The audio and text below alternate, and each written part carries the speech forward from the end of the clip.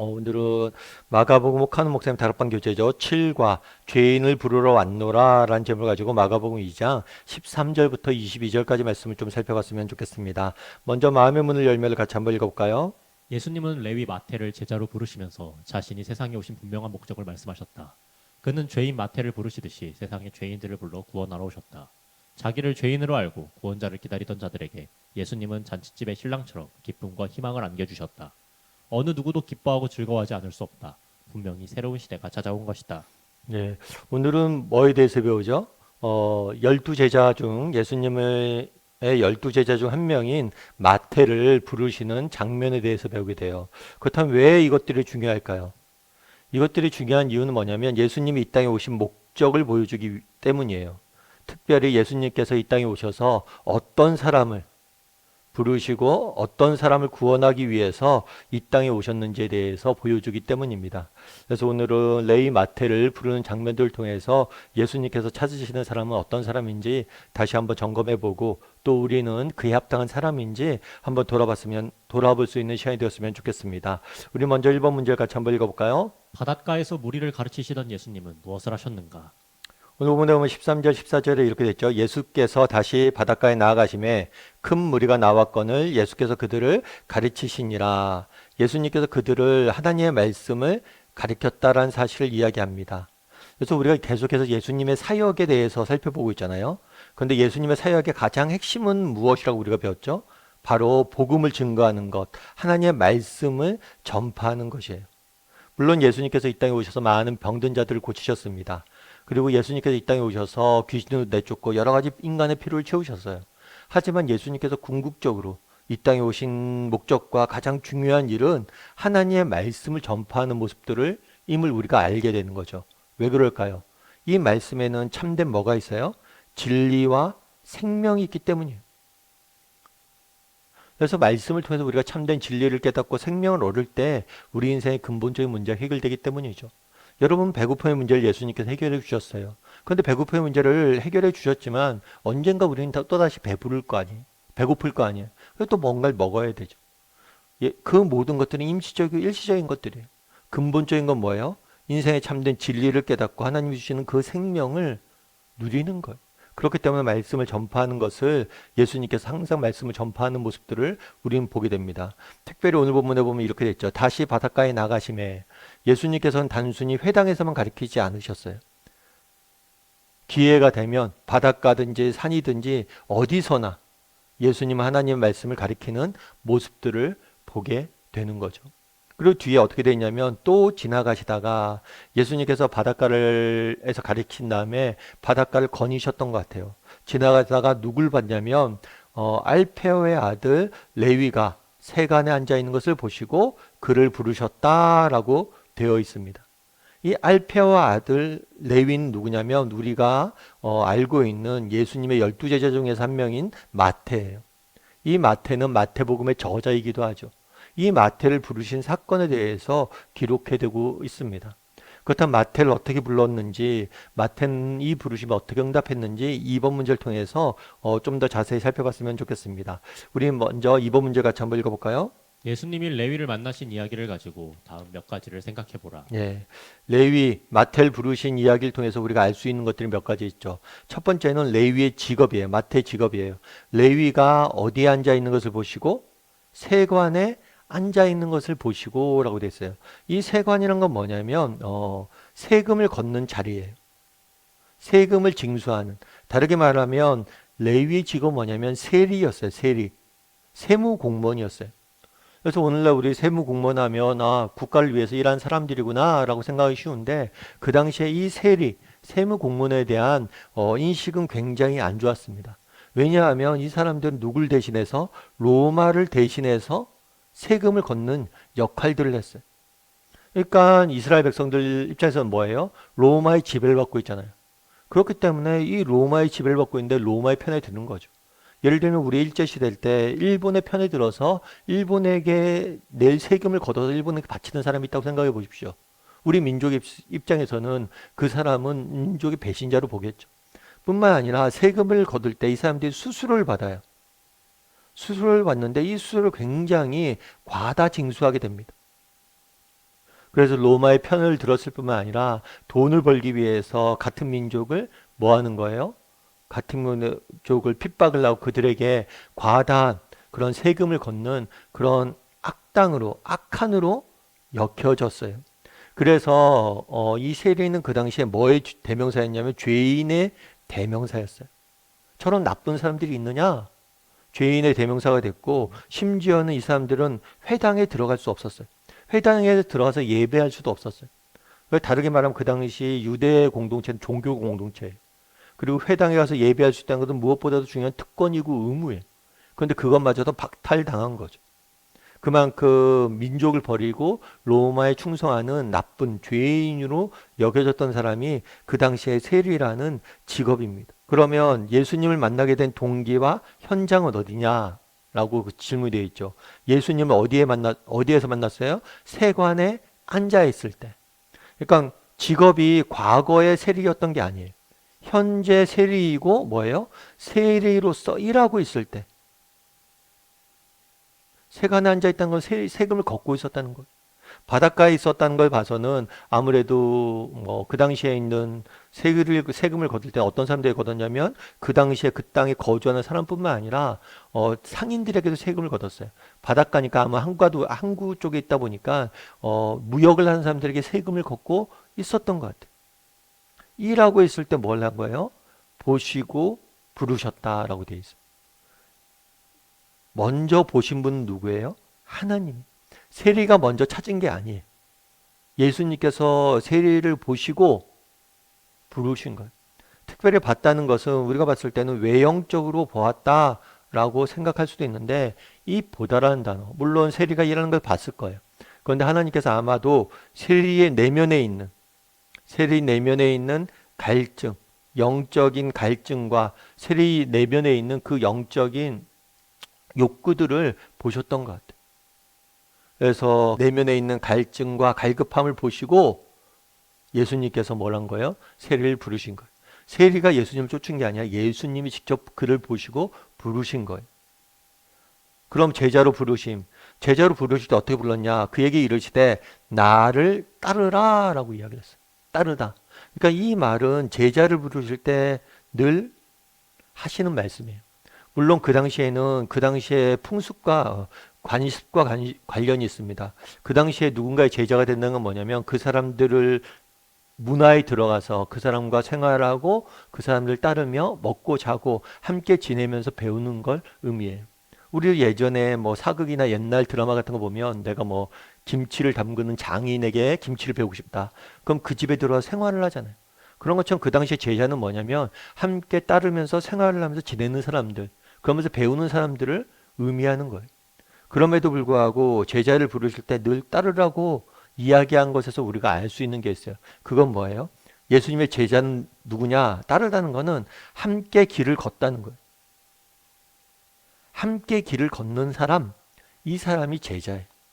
그리고 믿음을 갖고 있는다는 건 뭐냐? 믿음을 갖고 우리 성도잖아요. 우리도 마찬가지예요. 믿음이란 뭡니까 했을 때 예수님과 함께 길을 걷는 거예요. 그래서 우리가 알아야 돼요. 그럼 내가 성도냐 했을 때 내가 얼만큼 하나님과 함께 길을 걷고 있는지 돌아봐야 돼요. 여러분들은 오늘 그럼 이번 한 주가 얼마나 하나님과 함께 길을 걸었어요? 혹시 하나님은 뭐 교회에 두고 여러분 혼자 세상 속에 살지 않았습니까? 하나님은 집에 두고 혼자 길을 걷고 있지 않았어요? 정말 한순간순간 살아가면서 예수님이 나와 동행하심을 인지하고 예수님에게 인도하심을 구하고 따르고 뜻을 구하고 이렇게 살았냐는 거예요. 그리고 도우심이 필요할 때 그분에게 도우심을 구하고. 신앙이란 믿음이란 뭐냐면 함께 길을 걷는 거예요. 그러자 레위의 방언은 나를 따르라 했을 때 뭐라고 했어요? 일어나 따랐다라고 이야기를 했어요. 먼저 예수님을 따르기 위해서 전제되는 게 있어요. 그건 뭐예요? 일어나는 거예요. 다르게 말하면 이건 뭐라고 얘기냐면 떠남이라고 얘기했죠. 아브라함을 부를 때도 그랬잖아요. 갈대아 우를 떠나, 내 친척 아비의 집을 떠나. 떠남이 필요한 거예요. 레위는 어때요? 레위는 그 당시 세리의 자리에 있었습니다. 이 세리는 그 당시 종교적으로나 사회적으로 지탄을 많이 받았던 직업이었죠. 하지만 세리가 주는 뭐가 있는 거예요? 풍요가 있는 거죠. 부유한 삶이 있는 거죠. 그러니까 세리란 직업이 약속한 좋은 것들, 풍부함들이 있는 거죠. 이것들이 뭐예요? 이것들을 버려두고 뭐란 거예요? 예수님을 따른 거예요. 세상에 약속하는 풍요, 부유한 삶들을 다 내려놓고 예수님을 따르는 모습들을 보게 되는 거죠. 그럼 우리 3번 문제 같이 한번 읽어볼까요? 레위 마태와 예수님의 만남과 당신과 예수님의 만남에 있어서 공통점은 무엇인가? 예, 한번 생각해 보세요. 레위 마태와 예수님과의 만남과 당신과 예수님의 만남에 있어서 공통점은 무엇인지. 레위와 예수님을 만났던 장면에서 공통점은 무엇인지. 레위는 그 당시에 어떤 위치에 있었어요? 레위는 세관의 자리에 있었었죠. 그리고 사람들에게 뭐라고 인정받았어요? 지탄받았어요? 죄인이라고. 지탄받았고 그 역시 그런 거잖아요. 민족을 배신하고 정말 자기 목숨 하나 구하려고 정말 세상이 주는 풍요, 부유함 이런 것들을 쫓아 살고 있었어요. 그런데 그때 뭐란 거예요? 예수님이 부르신 거예요. 예수님이 먼저 보시고 뭐 했어요? 부르셨어요. 그러자 레위는 뭐란 거예요? 따른 거죠, 예수님. 일어나 따랐어요. 이런 세례의 제자 마태의 모습과 당시 예수님을 믿는 모습에 공통점 없는가? 결국에 우리가 예수님을 믿게 된 것, 그것이 우리가 예수님을 선택해서 믿은 게 아니에요. 예수님이 뭐란 거예요? 우리를 찾아와 주셔서 부르셨기 때문에 믿은 거죠. 우리가 죄에 빠져서 우리가 정말 세상에 빠져서 세상 것들을 쫓아 그렇게 살아갈 때 하나님의 부르심을 우리가 듣고 그것에 응답을 해서 예수를 믿게 된 거죠. 저 같은 경우도 그랬던 것 같아요. 저 같은 경우에도 이제 한참 이제 중고등학교 때 열심히 예수님을 믿었죠. 그러다가 정말 이제 대학교 갈 때는 정말 믿음의 회의가 왔어요. 그래서 대학 시절 예수님을 떠나서 그냥 살고 있었던 것 같아요. 교회를 등지고 교회도 안 가고 저희 어머니께서 이로 인해서 너무 많이 마음고생을 하셨죠. 기도를 하셨죠. 그러다 결국에 제가 돌아오게 됐습니다. 돌아오게 됐을 때 배경이 뭐였냐면 그 당시에 제가 폐결핵에 걸렸어요. 폐결에 걸려갖고 몸이 안 좋아서 휴학도 하고 그러면서 정말 내가 인생이 멈춰진 거죠. 정말 막 하나님 없이 달려가다가 인생이 딱 멈춰졌어요. 그때 폐결에 걸리고 휴학을 하고 정말 인생의 근본적인 문제에 대해 다시 한번 고민하면서 예수님에게 돌아오게 된 거예요. 그때 생각해 보면 예수님께서 끊임없이 저를 붙잡고 계셨음을 많이 느꼈어요. 정말 예수님을 떠나 있었을 때도 저를 끊임없이 붙잡고 계시다가 때가 되니까 저를 부르셨던 것 같아요. 그래서 C.S. 루이스 같은 경우에는 이런 걸 뭐라고 표현하냐면 천국의 사냥개라고 이야기를 해요. C.S. 루이스 같은 분도 20세기 가장 뛰어난 복음주의 학자라고 이야기하고 복음에 대해서 변증하는 사람 변증가라고 알려져 있는데 젊은 날 예수님을 떠나서 굉장히 많이 방황했습니다. 그런데 예수님이 결국에 자기를 찾아오셔서 자기를 부르셨다는 거예요. 그러면서 뭐라고 표현하냐면 천국의 사냥개. 사냥개가 뭐예요? 우리는 사실 사냥은 안 하지만 사냥을 하는 데서는 사냥개가 뭐 하는 건지 알아요. 끝까지 쫓아가요. 먹잇감. 그렇게 하나님께서 저를 끝까지 내가 하나님에게 도망갈수록 하나님이 끝까지 날 찾아와서 붙잡아셔서 데려오셨다는 거예요. 정말 우리가 세상 속에 살아갈 때 세상 것들을 추구하고 막 살아갈 때 하나님은 우리를 놓지 않으시고 우리를 쫓아와서 우리를 붙잡아서 우리를 데려오신 거예요. 그래서 여러분들 쭉 한번 레위의 이야기를 한번 쭉 보세요. 보시고 내가 나를 부르심과 예수님의 부르심, 레위를 부르신 장면과 공통점이 있는지. 그리고 특별히 일어나 따랐다고 그러잖아요. 지난번에는 나눴지만 이것은 방향 전환이에요. 정말 믿음이란 뭐냐? 계속해서 하나님으로부터 멀어지는 것.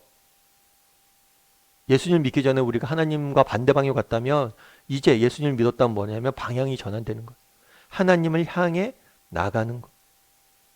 그래서 내 삶에 그런 방향 전환이 이루어지고 있느냐. 물론 내 위치는 중요한 게 아니에요. 중요한 건 방향이에요.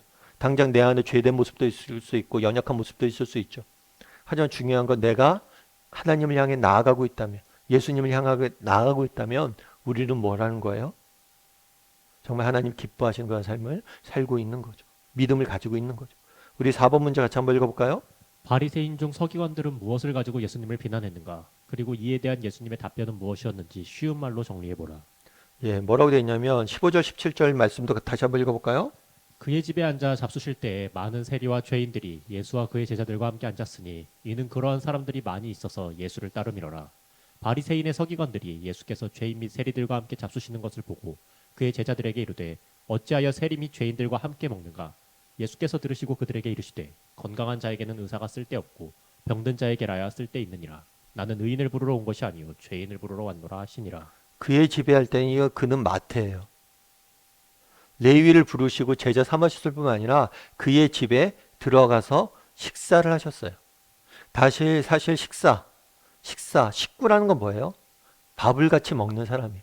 그래서 식사를 했다는 걸 그를 진정한 가족으로 제자로 받아들여졌음을 보여주는 거예요. 그런데 세리 집에 들어와서 식사를 할 때 누가 모였다고 그랬어요? 많은 세리인과 죄인들이 그 자리에 함께 했어요. 그러다 보니까 이걸 보고 서기관이 무슨 얘기를 한 거예요? 어찌하여 세리 및 죄인들과 함께 먹는가라고 제자들에게 말했던 거예요. 그 당시엔 어떤 생각이 있었냐면 죄인들이 있잖아요. 세리가 있잖아요. 이 죄인들과 접촉조차도 안 하려고 그랬어요. 왜냐하면 나도 접촉하면 나도 똑같은 죄인이 되기 때문에. 그리고 또 뭐라는 거야? 이들과 함께 식사하는 것? 이건 상상도 할 수 없는 일이에요. 왜 그러면 이렇게 했을까요? 죄에 대해서 그런 만큼 단호하게 대처했던 거예요. 죄인과 어울리는 것조차도 못하도록 함으로 죄에 대해서 철저하게 죄인들을 배척하려고 했던 거예요. 그런데 죄인들과 자기들은 식사도 안 하고 대화도 안 하고 뭐 마주치지도 않으려고 노력하는데 함께 식사를 하고 있는 모습을 보니까 어떻게 저럴 수 있냐 문제 제기를 한 거죠. 그러자 예수님께서 뭐라고 얘기해요? 한 가지 이야기를 합니다. 건강한 자와 병든 자에 대해서 이야기를 해요. 건강한 자에게는 의사가 쓸데없고 병든 자에게만 의사가 쓸데가 있느니라. 여러분 건강한 사람이 있습니다. 그리고 병든 사람이 있어요. 건강한 사람에게 의사가 필요할까요? 안 할까요? 건강한 사람은 의사를 찾을까요? 안 찾을까요? 건강한 사람은 의사를 찾지 않죠. 왜요? 자기가 건강하다고 생각하니까. 그런데 병든 자들은 의사를 찾아야 안 찾아요? 의사를 찾죠. 왜요? 자기가 병들었다고 생각하니까 의사에게 나아가서 병을 고쳐야 될 거잖아요. 여러분 그러면 여기서 말하는 게 건강하지 말란 얘기일까요? 아니에요. 건강하지 말란 이야기가 아니에요. 네가 정말 병 들었다면 누굴 찾을 수 있어야 된다는 거예요? 의사를 찾을 수 있고 의사는 누구에게 필요한 거라는 거예요? 병든 자에게 의사는 필요하다는 거예요. 그러면서 예수님께서 뭐라고 해요? 나는 의인을 부르러 온 것이 아니라 죄인을 부르러 왔노라. 자신이 이 땅에 오신 이유는 뭐냐면 죄인을 구원하기 위해서 오셨다는 거예요. 의인은 그렇잖아요. 의인은 뭐 의로운데 그가 구원받을 필요가 있나요? 건강한 사람이 의사를 찾아올 필요가 없죠. 왜? 건강하니까. 그런데 병들면 뭐예요? 의사를 찾아와야 되잖아요. 그래서 의사는 병든 자를 찾지 건강한 사람들 찾지 않잖아요. 마찬가지로 예수님은 뭘 한 거예요? 내가 건강한 사람을 찾으러 온 게 아니라 병든 사람을 의인이 아니라 죄인을 부르러 왔다라고 말씀하신 거예요. 그러면 문제가 있죠. 어떤 문제가 있을까요? 우리 5번 문제 같이 한번 읽어볼까요? 예수님의 대답에 비추어 볼 때 당시 서기관들이 안고 있었던 심각한 문제는 무엇이었나? 서기관들이 안고 있는 가장 심각한 문제는 무엇이었을까요? 앞서 얘기했던 것처럼 예수님께서는 무엇을 위해서 오셨어요? 의인을 찾으러 오신 게 아니라 죄인을 부르러 오셨다라고 이야기를 해요. 그런데 문제는 뭐냐면 그러면 예수님이 나와 무관한가? 그렇지가 않다는 거예요. 성경에 뭐라고 되어 있어요? 의인은 없나니 하나도 없으니 우리 모두 죄인이란 거예요. 예수님은 죄인을 부르러 왔는데 이 죄인, 우리 인간 모두는 뭐예요? 죄인이에요. 따라서 우리를 부르러 예수님은 오신 거예요. 그럼 왜 이런 이야기를 했느냐? 서기관들의 문제를 보여준 거죠. 서기관들은 뭐예요? 죄인이에요. 그런데 뭐라고 생각하는 거예요? 의인이라고 생각하는 거예요. 병들었어요. 그런데 자기가 건강하다고 생각하는 거예요. 그럼 뭐 하는 거예요? 그래서 예수님을 찾지 않는 거예요. 이들의 문제. 여러분, 우리가 제일 이제 힘든 것 중에 하나는 뭐냐면 내가 병들었음을 인정하는 거예요. 그러니까 어른들이 가끔 그런 경우들이 있어요. 치매를 걸리는 경우들이 있어요. 근데 치매를 걸리면 제일 힘든 게 뭐냐면 내가 치매 걸렸다는 사실을 인정하는 거예요. 그게 인정하기가 쉽지가 않아요. 그렇잖아요. 내가 건강하잖아요. 그런데 내가 이런 몹쓸병에 걸렸다는 걸 인정하는 게 쉽지가 않아요. 그러다 보니까 치매를 걸리면 약을 먹어야 돼요. 그럼 속도를 늦출 수 있어요. 그런데 이 사실을 인정하지 않기 때문에 약을 안 먹는 경우가 있어요. 그 진도가 빠르게 나가서 더 위중해지는 경우가 있는 거예요. 제일 내가 병에 걸렸을 때 중요한 건 뭐냐? 병 걸렸으면 인정하는 거예요. 그런데 그 당시에 서기관들의 문제는 뭘까요? 분명히 자기들도 죄인인데 자기들은 뭐예요? 죄인이 아니라고 생각한 거예요. 보다 근본적으로 얘기하면 그 당시에 서기관들은 뭘 중요시하겠어요? 율법을 중요시하겠어요. 왜 율법을 중요시했을까요? 율법을 나는 지킴으로 나는 하나님이 원하시는 의에 이룰 수 있다. 나는 스스로 율법을 지켜서 구원에 이룰 수 있다라고 생각했던 거예요. 그리고 나는 그것을 향해 나아가고 있고 나는 율법을 지켜왔고 나는 하나님 원하시는 의를 이루고 구원을 받을 수 있다라고 생각합니다. 스스로 힘으로 구원을 받을 수 있다라고 생각했던 거예요. 그래서 예수님이 그거에 대해서 이야기한 거예요. 야, 너희들 죄인들과 내가 식사한다고 뭐라고 그러느냐? 근데 너희들도 죄인이 아니냐는 거예요. 나는 죄인을 부르러 왔다는 거예요. 죄인으로 부르러 온 사람이 죄인과 함께 의사가 환자를 만나는 게 뭐가 문제냐는 거예요. 진짜 문제는 뭐예요? 너희가 환자임에도 불구하고 마치 건강한 사람처럼 네가 생각하고 있는 너희가 문제라는 거예요. 6번 문제 같이 한번 읽을까요? 당신에게는 서기관들과 같은 문제가 없는가? 있다면 이것이 어떤 결과를 초래하게 될 것이라고 보는가? 예, 여러분 한번 우리에겐 이런 문제가 없는지, 나는 의인이라고 생각하는 경향은 없는지, 스스로 의롭게 될 수 있다고 생각하는 경향은 없는지 한번 돌아보면 좋을 것 같아요. 목사님, 저는 그런 게 없는데요? 없으면 감사한 일이죠. 그런데 한번 돌아보세요. 여러분, 이렇게 의인이라고 스스로 생각하는 사람들의 특징이 뭘까요? 그건 교만이에요. 교만이에요. 교만한 사람들에게 나타나는 특징이 있죠. 첫 번째 뭐예요? 다른 사람을 쉽게 정죄하고 판단합니다. 오늘날 우리 사회 문화가 뭐예요? 어떤 사람에 대해서 잘못에 대해서 뒷담화라고 이야기하죠. 이렇게 저렇다 이렇다 저렇다 저렇다 저렇다 판단하고 정죄하죠. 비판하죠. 그런데 여러분들은 정말 이런 교만에 빠져 있지 않냐는 거예요. 믿는 사람, 아무개 집사님 믿는다고 하면서 왜 그래? 교인이라면 이렇게 해야 되는 거 아니야? 교회라면 이렇게 되는 거 아니야? 다른 사람을 판단하고 정죄하는 것에 너무 익숙해져 있지 않냐는. 또 교만한 사람들 특징이 있죠. 뭐예요? 의사를 찾지 않아요. 하나님을 찾지 않습니다. 정말 자녀 양육, 그거 내 힘으로 할 수 있지. 정말 나는 자녀 양육에 있어서 무능한 사람이야. 내 힘으로 난 도저히 할 수 없어. 하나님이 도와주시면 않으면 안 돼 하고 매일매일 같이 매달립니까? 직장생활. 정말 여러분들, 우리가 나는 서기관들이 아니다. 나는 의인이라고 생각하지 않는다. 의인이란 게 단순히 내가 죄가 없는 완벽한 사람을 생각한다는 게 아니에요. 스스로 의인이 될 수 있다고 생각하는 거예요. 스스로 내 삶을 살아갈 수 있고 스스로 내 문제를 해결할 수 있고 스스로 모든 것을 주관해서 내가 할 수 있다고 생각하는 거예요. 그러고 있지 않냐는 거예요. 직장 생활을 하거나 자녀 양육을 하거나 사회생활을 할 때 정말 내 힘으로는 도저히 할 수 없습니다. 매 순간 하나님께 구하고 도움을 구하고 인도함을 받고 이렇게 살아가야 정상이에요. 그런데 스스로 의인이라고 나는 건강하다고 생각하고 있지는 않냐는 거예요. 우리 가정에 문제가 없어. 아니요.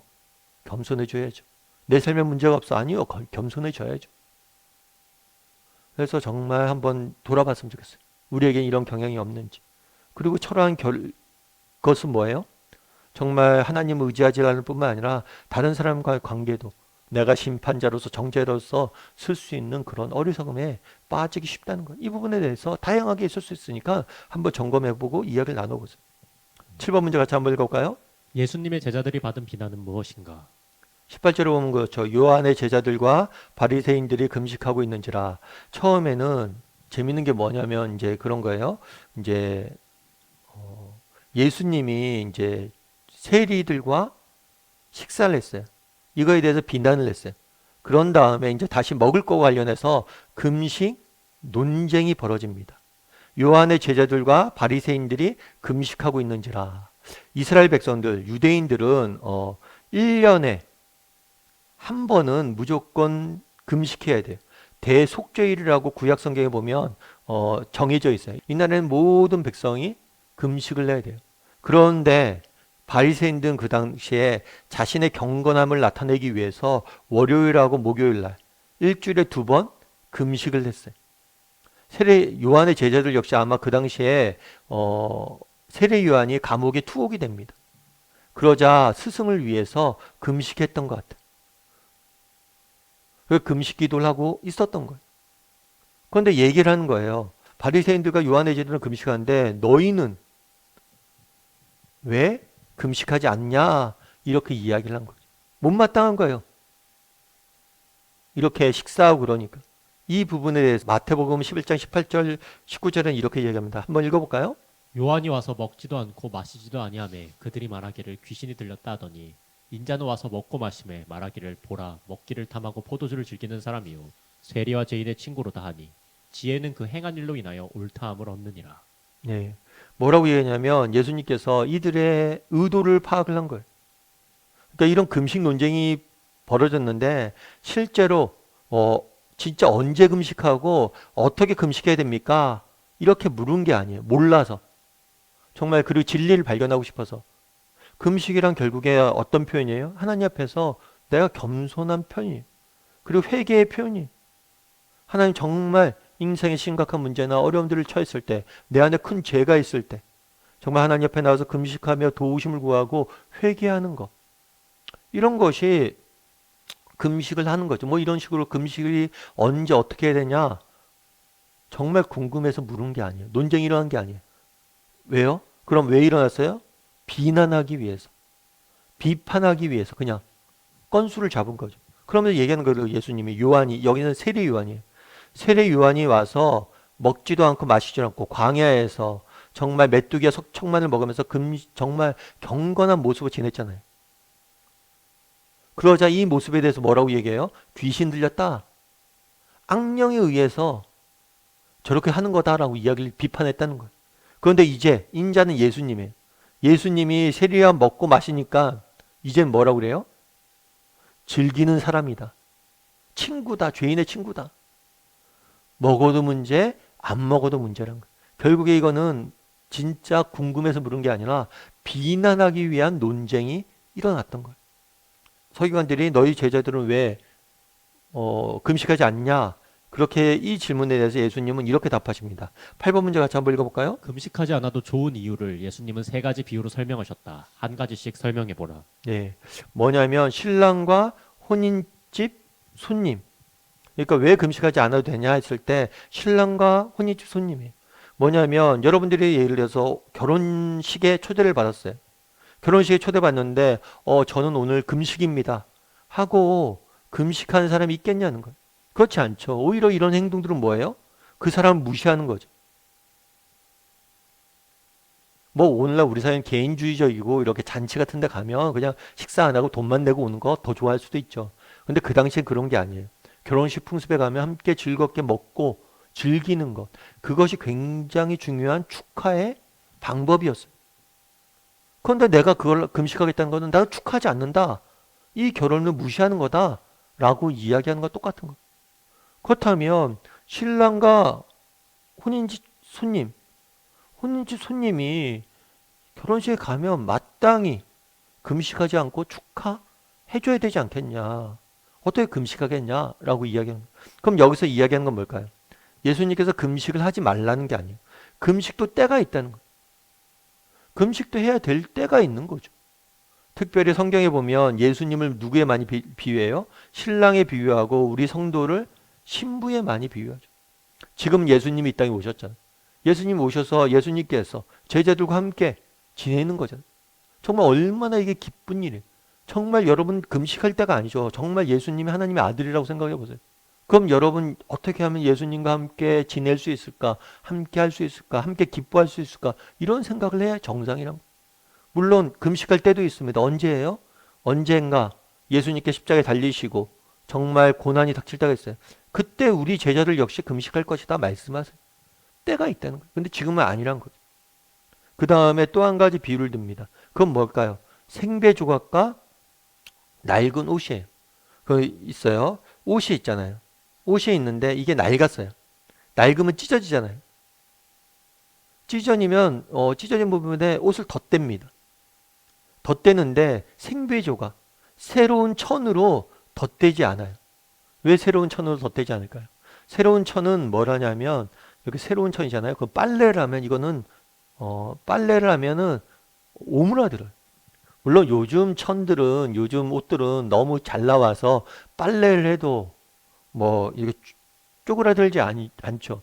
그리고 요즘 뭐 드라이 클리닝도 하고 그래서 쪼그라들지 않죠. 근데 예전에 저도 어렸을 때 그랬던 것 같아요. 옷을 빨면 빨수록 뭐예요? 옷이 작아져요. 이렇게 줄어든단 말이에요. 이렇게 땡기다 보면 뭐예요? 오히려 더 옷이 찢어질 수 있다는 거예요. 그래서 낡은 옷에는 낡은 천을 덧대지 새 천을 덧대지 않는다는 거예요.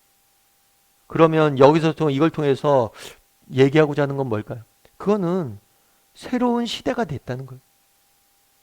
새로운 시대가 되었기 때문에 새로운 관점으로 너희들이 바라볼 수 있어야 된다는 거예요. 구약은 어떤 시대예요? 율법의 시대이고 정말 구약은 어떤 시대예요? 행위로서 구원받을 수 있다고 믿고 그렇게 스스로 선해지려고 노력했던 시대라면 지금은 아니란 거예요. 지금 어떤 시대예요? 은혜의 시대라는 거예요. 오직 믿음으로 구원받는 시대라는 거예요. 그들이 그랬던 거잖아요. 금식을 함으로 뭘 했던 거예요? 내가 율법을 이루고 내가 경건을 이루고 의인의 자리에 오를 것이다 라고 생각했다는 거예요. 하지만 그런 시대는 지났다는 거예요. 오히려 지금은 언제 금식해요? 정말 우리 인생에 율법적으로 내가 의로워지는 행위로서 금식하는 게 아니라 정말 하나님 앞에서 정말 내가 정말 간절한 기도 제목이 있거나 내가 정말 하나님 앞에서 내 안에 있는 정말 내가 말로 닿을 수 없는 그런 아픔들, 죄들, 잘못들 발견했을 때 하나님 앞에서 정말 하나님과 관계 회복하기 위해서 정말 우리가 때로는 금식할 때가 있다는 거예요. 너희가 과거에 율법을 지켜서 스스로 의인이 되려고 금식했다면 이젠 그렇게 하지 말라는 거예요. 금식하는 방법이 새로운 방식으로 금식해야 된다는 거예요. 금식에 대한 관점이 달라져야 된다는 걸 이야기하는 거예요. 그 다음에 세 번째는 뭐냐면 새 포도주와 낡은 가죽 푸대. 새 포도주도 이런 거라고 그러더라고요. 이게 가죽 푸대가 이렇게 있잖아요. 가죽 푸대가 있으면 포도주를 담으면 포도주에서 뭐 잘 모르겠는데 무슨 산화작용 이런 것들이 어떤 화학작용이 일어나는데 그래서 이 가죽이 부식이 되는 거예요. 부식이 되다 보면 이 가죽이 뭐예요? 점점 이렇게 얇아지는 거죠. 약해지는 거죠. 그런데 또다시 이 낡은 푸대에 새 포도주를 부으면 어떻게 돼요? 또 부식이 일어나니까 이게 터지는 거예요. 뭐 사실 제가 목사하고 그러니까 이게 포도주가 이렇다는 거지 제가 뭐 포도주 가까이 하는 사람도 아니고 잘 모릅니다. 근데 지금은 병에 담고 있지 않고 그 당시에는 가죽 푸대에 담가서 이런 현상들이 있었다는 거예요.